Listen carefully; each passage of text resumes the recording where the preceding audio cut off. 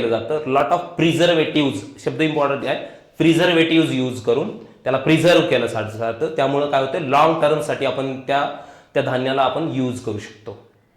Preservative कुठले कुठले आले बघा, केमिकल्स, प्रिझर्वेटिव्ह आला, पेस्टिसाइड्स आला, इन्सेक्टिसाइड आला, रोडेंटिसाइड्स आला, त्यानंतर जो सुरुवातीला आपण त्यामध्ये यूज केला आहे हर्बिसाइड्स ते पण आला.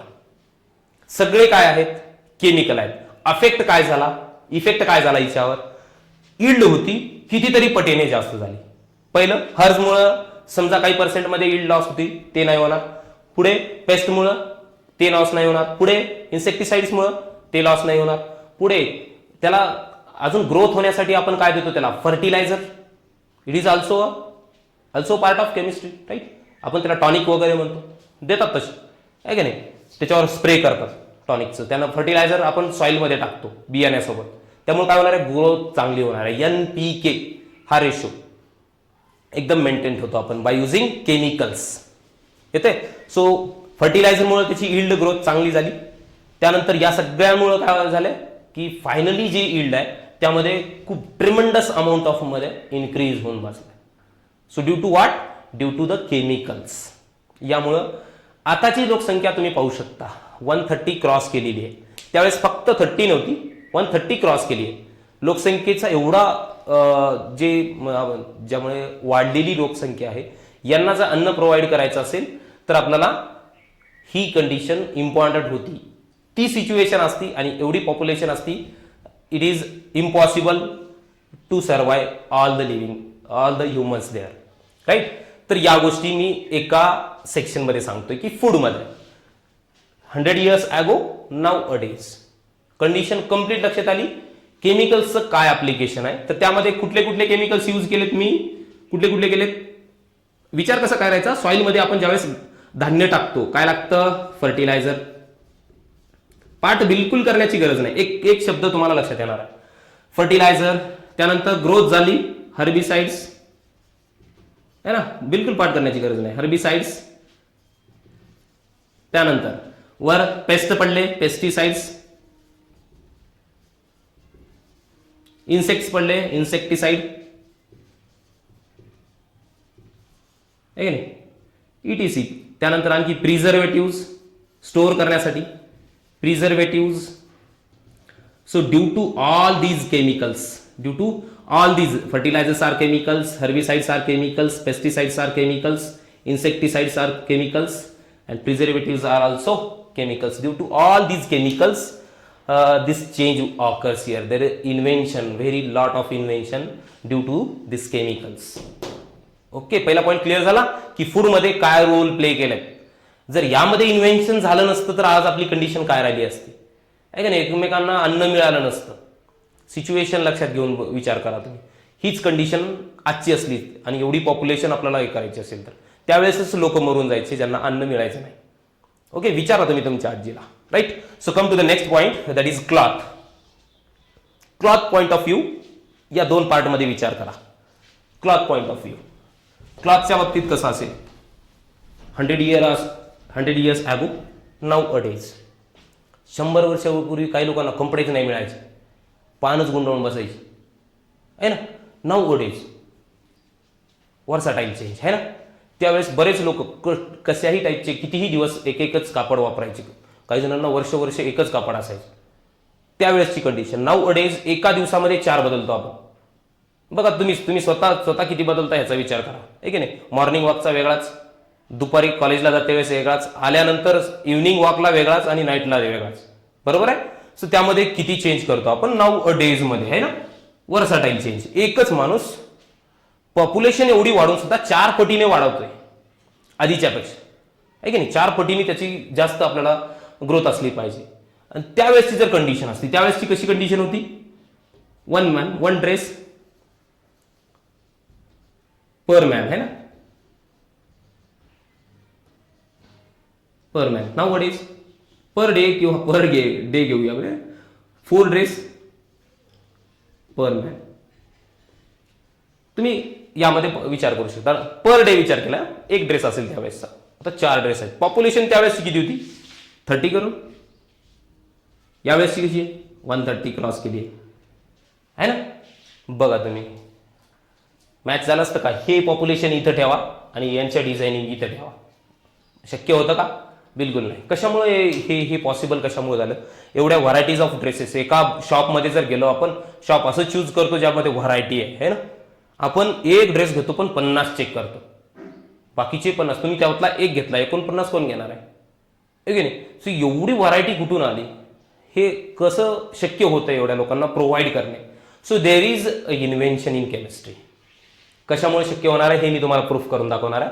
Invention in chemistry in cloth. Cloth प्रोडक्शनसाठी सध्या विचार करा तुम्ही, क्लॉथ नेमकं बनतात कशापासून? आपण एक तर कॉटन म्हणतो, सिल्क म्हणतो, वूल म्हणतो आहे ना, यापासून बनणारे जे काही आपले कपडे असतील यापासून बनणार आहेत. त्यामध्ये इन्व्हेन्शन केमिस्ट्रीमुळे कसं झालं? केमिस्ट्रीमध्ये कसं इन्व्हेन्शन झालं बघा. पहिली तर जे काही रेशीम जे बनलेलं असतं, सिल्क म्हणतो आपण, त्याचे जे काही त्यापासून ग्रोथ केली जाते त्यांना केमिकलची गरज असते. सो त्यांना अन्न म्हणून केमिकल्स प्रोव्हाइड करतात. त्यानंतर कॉटन ऑप्टिकल फायबर सारखा एकदम पातळ असा एक लेअर तयार होतो पॉलिमरचा. त्यांना एकत्र करून तुम्ही इंटरनेटवर टाकून बघू शकता तुम्ही, पॉलिमर्सचे जे काही कपडे असतील, पॉलिस्टर म्हणतो, पॉलिस्टरचा कपडा छान असतो, एकदम ब्राईट कलर असतो, कितीही दिवस कलर जात नाही. किंवा एखाद्या कपड्याला आपण केमिकल्स, युझिंग केमिकल्स कलरफुल बनवणे. So there is a chemicals. आणि प्रोडक्शनमध्ये पण कॉटन जे काय आहेत, या सगळ्या कपड्यांमध्ये काय केमिकल्स आहेत. सो केमिकल्सनी यूज करून पॉलिमर तयार केलाय आणि त्यापासून कपडे तयार केलेले आहेत. एक ब्राईट क्वालिटी क्लॉथ्स. आधीचे क्लॉथ्स कसे असायचे, लगेच त्यांना कुठेतरी फाटून जायचा तो क्लॉथ. पण नाऊ अडेज 2-2 वर्ष बिलकुल क्वालिटी चेंज होत नाही, कलर चेंज होत नाही, आपण असंच चेक करूनच कपडे घेत असतो. So this quality is due to invention in chemistry. इथे सिच्युएशन शॉर्टमध्ये लक्षात for cloth. Next, what about shelter? शेल्टरमध्ये जर विचार केला असेल तुम्ही, 100 years ॲगो विचार करा बस. शेल्टर 100 years ॲगो असं काहीतरी आठवतंय तुम्हाला? एक दार असायचं, हे बघा, झोपडी. नाऊ अडेज सिस्टमॅटिक बिल्डिंग्स.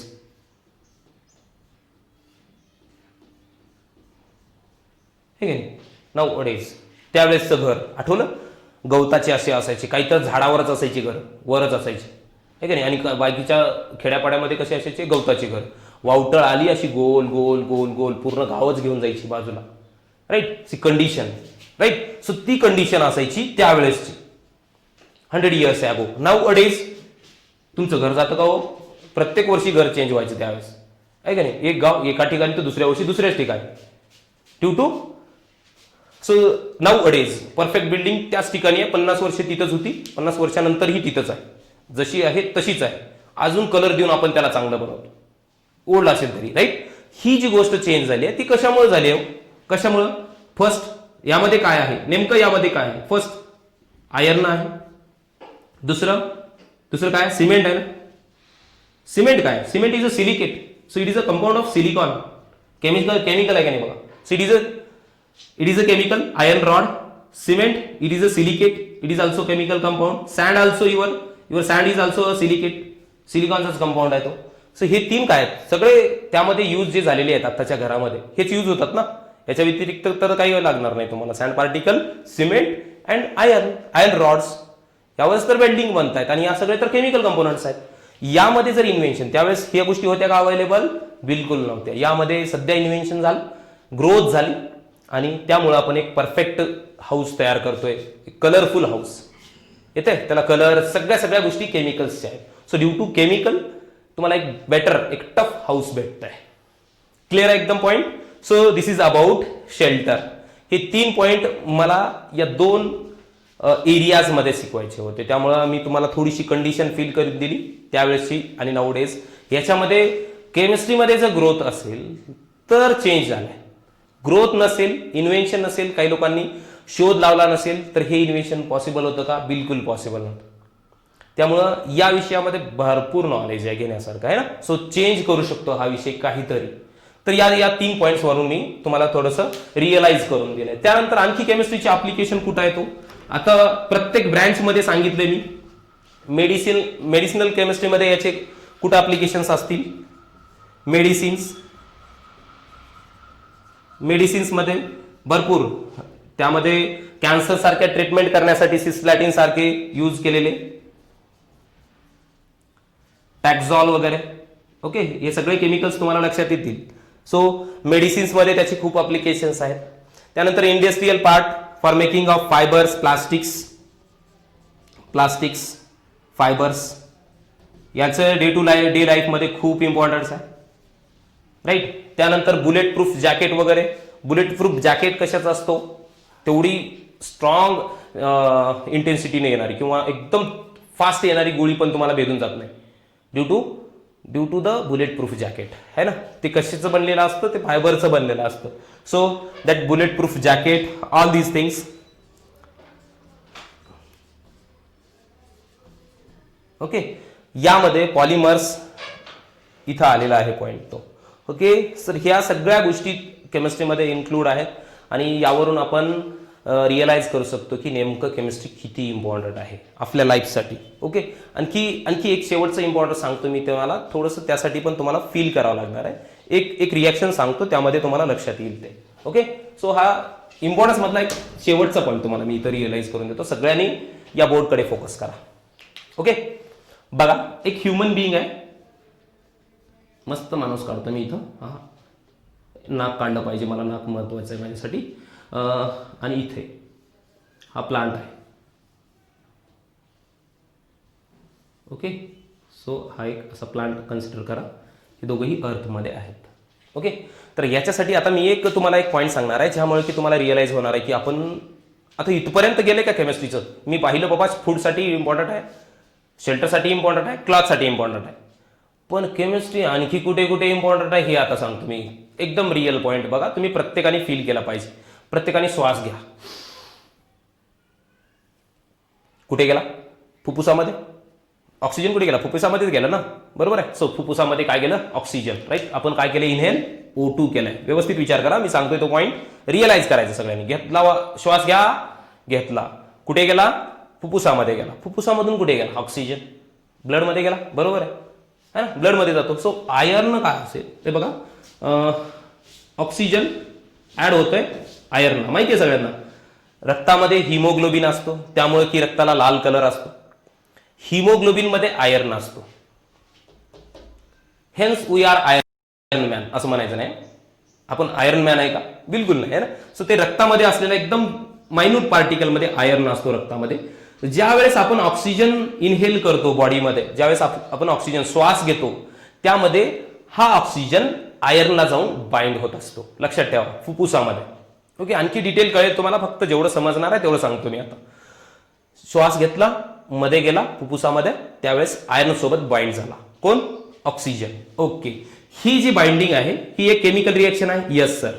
त्याच्यानंतर आलं पुढे, हे बॉडीमध्ये येईल, फुफ्फुसामधून कुठे येईल, ब्लड, आर्टरी, वेन्स आहेत, हार्ट पंप करेल त्याला. कुठे येईल, सेल्समध्ये, खाली येईल, है ना. सेल्स स्किनच्या खालच्या साईडला ज्या असतात त्या आहेत सेल. बायोलॉजीमध्ये मे बी तुम्हाला कळालं असेल व्हॉट आर सेल्स, पेशी म्हणतो आपण त्याला. सो सेलमध्ये न्यूक्लिअर मेम्ब्रेन वगैरे सगळ्या न्यूक्लिअर गॉल्गी बॉडीज, रायबोझोम्स, लायसोझोम्स या सगळ्या असतात. त्यापैकी इम्पॉर्टंट असतो मायटोकॉन्ड्रिया. ओके, याच्याशी रिलेटेड आहे मी, त्यामुळे एवढंच सांगणार आहे. मायटोकॉन्ड्रिया हे आपल्या सेलमधलं एक पॉवर हाऊस आहे, ज्या ठिकाणी एनर्जी तयार केली जाते, असं म्हणलं जातं बायोलॉजीमध्ये. आज मी तुम्हाला केमिस्ट्री थ्रू मायटोकॉन्ड्रियाचा रोल सांगणार आहे. व्यवस्थित लक्ष द्यायचे सगळ्यांनी. सो ऑक्सिजन बाइंड झाला आयर्नला, रक्तामध्ये आहे, तो घेऊन आलं. रक्त कुठे घेऊन येणार आहे, सेलमध्ये आलं. इथं येईल, हे ब्लड या ठिकाणी आलंय. त्या ठिकाणाहून तो कुठे एंटर होणार आहे, यामध्ये मायटोकॉन्ड्रियामध्ये एंटर होणार आहे. एक प्रोसेस कळाली रेस्पायरेशनची. ऑक्सिजन मध्ये गेलाय, आणखी बाहेर नाही टाकलं, लक्ष करा. त्यामुळे बाहेर टाकेपर्यंत लक्ष करा, नंतर सोडून द्या, लक्ष करायचं. मी सांगतो तुम्हाला, राईट. सो हा मध्ये गेलाय. आणखी एक गोष्ट लक्षात घ्या, आपण फूड खातो, अन्न खातो. यस, आपण अन्न खातो, यांनी काय असणार आहे, डायजेस्ट होतं. डायजेस्ट झाल्यानंतर त्यामधला जो काही ग्लुकोज पार्टिकल आहे, ग्लुकोज रक्त काय करतं, शोषून घेते. स्मॉल इंटेस्टाईन, लार्ज इंटेस्टाईन माहिती असतील मे बी बायोलॉजीमध्ये. आतडी, आतडीमधून रक्त शोषून घेतं. पाचक रस वगैरे म्हणतात तुम्ही बायोलॉजीमध्ये किंवा विज्ञानामध्ये तुम्ही ऐकलं असेल, है ना, 10वी पर्यंत. तर त्यामध्ये ग्लुकोज असतो, सगळ्यांना माहिती आहे. C6H12O6 हा त्याचा फॉर्म्युला आहे. यामध्ये थोडंसं व्यवस्थित बघा, आता या बायोलॉजीला मला मॅथमॅटिक्स अप्लाय करायचं आहे. बघा दिसत आहेत तर केमिकल कंपाऊंड्स आहे तर बायोलॉजिकल कंपाऊंड, मी याला मॅथ अप्लाय करतो. बघूया, याला मी डिवाइड करतो 6 ने. 6 1 जा 6, 6 2 जा 6 1 जा, म्हणजे कार्बन 1, हायड्रोजन 2, ऑक्सिजन 1, हा येतोय रेशो. व्यवस्थित बघा, कार्बन 1 ला लिहित नाही आपण मॅथमॅटिक्स मध्ये, माहिती आहे सगळ्यांना. या 1 ला लिहित नाही. दिसतंय काय हो इथं? वॉटर दिसतंय, H2O वॉटर दिसतंय. आणि काय दिसतोय? कार्बन. म्हणजे ग्लुकोज काय नेमका, जे आपण रोज म्हणतो की ग्लुकोज कमी पडलाय, ग्लुकोज कमी पडलाय, अन्नामधून जे काही प्रोव्हाइड होत असतं, नेमकं काय आहे ते? कार्बन आहे आणि वॉटर आहे. त्यामध्ये किती रेशोमध्ये आहे कार्बन? कार्बन 6 आहेत. वॉटरचे पार्टिकल किती आहेत? 6 आहेत. H2O 6 वॉटरचे पार्टिकल्स आहेत आणि 6 कार्बन आहेत. लक्षात घ्या ती गोष्ट. ते ग्लुकोज परत रक्त कुठून आणतं? डायजेस्टिव्ह सिस्टीम मध्ये, रक्तामध्ये मिसळून ते कुठे येणार आहे? परत मायटोकॉन्ड्रियामध्ये येणार आहे. लक्षात घ्या, या ठिकाणी वॉटर पार्टिकल रिलीज झाला, इथं आला कार्बन. कुठला अन्नामधला कार्बन आला. उगच म्हणायचं नाही आपण ऑक्सिजन एअर घेतो, CO2 बाहेर सोडतो. अरे कुठून आलं CO2? ऑक्सिजन मध्ये गेला आणि CO2 बाहेर आलं. किती अवघड गोष्ट आहे ना. सो विचार करा थोडासा. इथं येतोय मी. सो कार्बन घेतलं. कार्बन हा आलाय कुठल्या? डायजेस्टिव्ह सिस्टीम थ्रू येते, अन्नामधून येतोय तो. त्यामुळं त्यानंतर इकडून या, इथून आलाय ऑक्सिजन. आता या ठिकाणी कुठले कुठले कंपोनंट आहेत मी इथे लिहितो. कार्बन आहे जो की अन्नापासून मिळालेला आहे. त्यानंतर ऑक्सिजन आहे जे की आपण ब्रिदिंग थ्रू करतोय, ब्रीथ करतोय. राईट, घेतलाय आता मध्ये, तुम्ही मध्येच आहे तो, आणखी बाहेर नाही सोडला तुम्ही, आहे ना. सो पुढे बघा, यांची जर रिएक्शन झाली, कार्बन प्लस ऑक्सिजन रिएक्शन झाली, तयार काय होणार आहे? साधी रिएक्शन आहे, CO2 प्लस CO2. फक्त CO2 झाला नाही, आणखी काय झालं? ही एक्झोथर्मिक रिएक्शन आहे, एनर्जी बाहेर टाकते ही रिएक्शन. त्यामुळे याच्यामध्ये काय होतं? एनर्जी प्रोडक्शन होतं. या रिएक्शन मध्ये काय तयार होणार आहे? एनर्जी. आपल्याला हे CO2 कामाचं नाही, आपल्यासाठी कामाची आहे ही एनर्जी, ATP. बायोलॉजी मध्ये खूप वेळेस ऐकायला भेटेल हे तुम्हाला, ATP, ॲडिनोसाइन ट्रायफॉस्फेट. ही जी एनर्जी आहे या ATP मध्ये सेव्ह केली जाते आणि त्या एनर्जीच्या आधारे मी तुम्हाला शिकवू शकतोय, तुम्ही मला ऐकू शकताय, तुम्ही बोलू शकताय, तुम्ही पाहू शकताय, तुम्ही फिरू शकताय. आपले जे काय ऍक्ट करतोय आपण, हे जे चालू आहे, याच्यासाठी जी एनर्जी आहे ती कुठून आलेली आहे?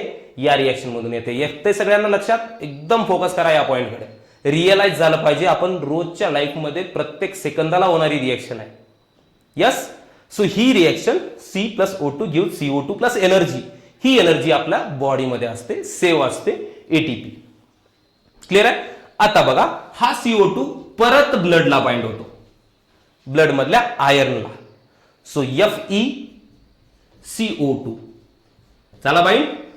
हा बाइंड झालेला FeCO2 काय होणार आहे? याचं परत ते ब्लड मध्ये मिसळेल. त्याला आपण जे प्युअर ब्लड, इम्प्युअर ब्लड म्हणतो ना, इम्प्युअर ब्लड असतं ते CO2 असलेलं, ते परत रक्तामधून परत लंग्स मध्ये येणार आहे, परत CO2 बाहेर टाकला जाणार आहे. आपण श्वास बाहेर सोडतो, आपण सोडला बाहेर, सोडून टाका. आता कळाली प्रत्येक गोष्ट?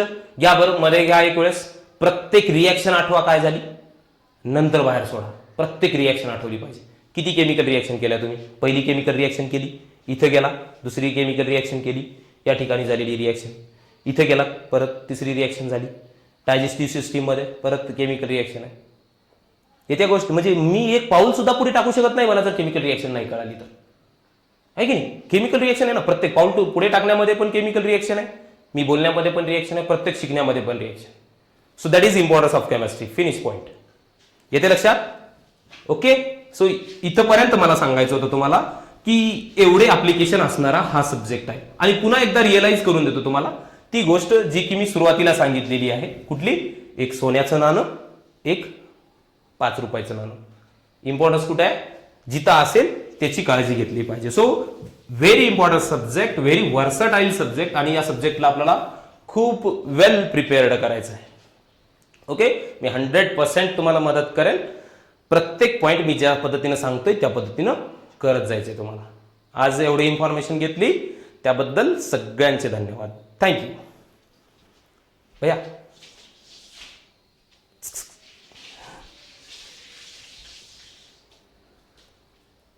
ओ स्टॉप करायचं. सॉरी वर. नाही काय okay. Hello and welcome in the world of chemistry. So myself is Abande Sushil and I am starting the first topic of your 11th standard with the next point, that is states of matter. Okay, याला मराठीमध्ये काय म्हणतो आपण? पदार्थांच्या अवस्था. अवस्था आहे ना, शिकला असेल मे बी. पदार्थाच्या अवस्था सगळ्यांना माहिती आहे, हा पॉइंट इम्पॉर्टंट पॉइंट आहे, बेसिक आहे की नाही. सो सगळ्यांना या टर्म्स माहिती असतील. Solid, liquid, gas. Solid, liquid, gas. So these are 3 states of matter. 3 states of matter. Solid, liquid and gas. Sir आम्हाला माहिती आहे बिलकुल की या 3 स्टेट्स आहेत मॅटरच्या. नवीन काय बघा, नवीन काय आहे. बरं, एक्झॅक्टली सॉलिड म्हणजे आपण नेमकं कशाला म्हणतो, मी थोडंसं डायग्रामॅटिकली दाखवण्याचा प्रयत्न करतो. बघूया. Yes, it is solid. असा दिसतो सॉलिड. लिक्विड, फरक बघू शकता तुम्ही. Liquid, gas.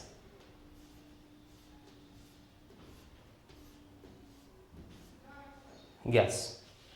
डिस्टन्स पाहताय, डिफरन्स पाहताय सगळ्यामध्ये. सॉलिडमध्ये कसं आहे, एकमेकांच्या खूप क्लोज दिसत आहे. लिक्विडमध्ये थोडंसं दूर दिसत आहे. गॅसमध्ये तर एकमेकांपेक्षा खूप दूर दिसत आहे. राईट. इथून काही डिफरन्स करता येतो का? मला या तिघांना डिफरन्शिएट करायचं. What is exactly solid, what is exactly liquid and what are gases असतील. त्यामध्ये आधी बेसिक इन्फॉर्मेशन घेऊ, नंतर आपण डिटेलमध्ये जाऊया. Okay, so what is the definition of solid? Definition, एक एक डेफिनेशन घेऊया आपण. What are solids? No doubt it is a type of matter in which. So write the definition. It is type of matter or states of matter in which हे जे particle आहेत ना, यांना म्हणतात constituent particle. Constituent particles are, कशी दिसतंय तो याच्यामध्ये, एकदम क्लोज असलेले आहे, दिसतंय. So are closely packed, tightly bonded म्हणू शकतो, क्लोजली पॅक्ड म्हणू शकतो. ओके, त्यानंतर खालच्या साईडला लिहू शकता तुम्ही what is the definition of liquid. Definition of liquid याच्यावरूनच सांगा तुम्ही what is the definition of liquid. लिक्विडची डेफिनेशन असं आहे, it is a type of matter. It is a type of matter in which same constituent particles are ह्याच्यामध्ये कसे आहेत, weekly आहेत, बॉन्डेड आहेत. नो डाऊट बॉन्डेडच असतात. 2 थेंब वाटलं तर एका बोटावर एक थेंब घ्या, दुसऱ्या बोटावर दुसरा थेंब घ्या, क्लोज आणा त्या दोघांना. कसं होतं, एकमेकांमध्ये मर्ज होतात. So there is force of attraction, एकमेकांमध्ये फोर्स ऑफ अट्रॅक्शन आहे. येस, सो त्यामुळे ते आपला नॉन बॉन्डेड नाही म्हणता येणार आहे. सो ते constituent particles are weakly bonded. Okay, type of bond म्हणून सांगतोय आपण. So what about gas? मी थोडंसं इकडे घेतो. Definition of gas. Definition. So here is gas. Definition of gas काय असेल? सेम पार्टिकल्स बद्दलच बोला. कशी दिसत आहेत? एकमेकांमध्ये बॉन्ड असतो का गॅसेसच्या पार्टिकलमध्ये? बिलकुल नाही. So I am defining it is a type of matter. Simple definition आहे. It is a type of matter in which constituent particles